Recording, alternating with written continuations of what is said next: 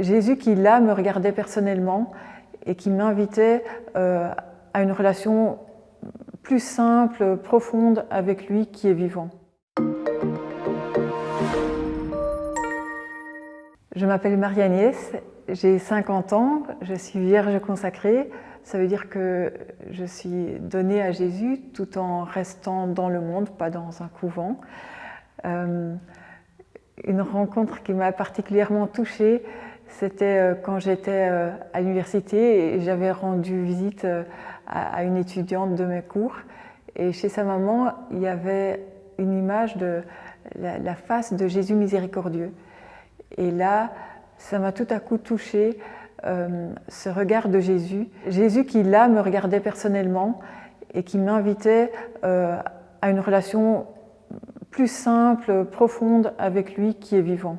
Alors c'est un événement parmi d'autres, mais qui a suscité en moi ce désir d'être en relation avec Jésus d'une manière plus personnelle. Et ça m'a touchée parce que même si j'ai toujours eu la foi dès que j'étais toute petite, du fait de mes études et de mon désir de bien réussir, je finissais par avoir plutôt une approche intellectuelle de la foi. Donc j'ai étudié la physique, c'est des études qui demandent vraiment de se concentrer très fort sur les études. Et je crois que j'avais beaucoup d'orgueil parce que je voulais réussir, surtout pas l'échec.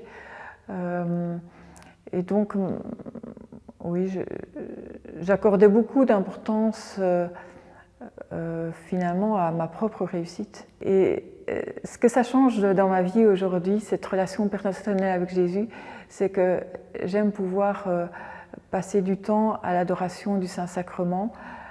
C'est vraiment là que je peux avoir cette intimité. Ce qui m'est plus difficile, seule dans ma chambre, de rester vraiment de manière prolongée. Là, c'est Jésus qui m'a appris la prière plus longue. Et c'est comme avec quelqu'un qu'on aime, qu'on côtoie, si on le rencontre juste 5 minutes, ça ne suffit pas pour développer la relation. À l'adoration, je peux plus facilement rester de manière prolongée et je vois bien que c'est Jésus qui m'amène progressivement plus loin dans la prière, qui simplifie ma prière, qui unifie aussi ma vie, ma foi,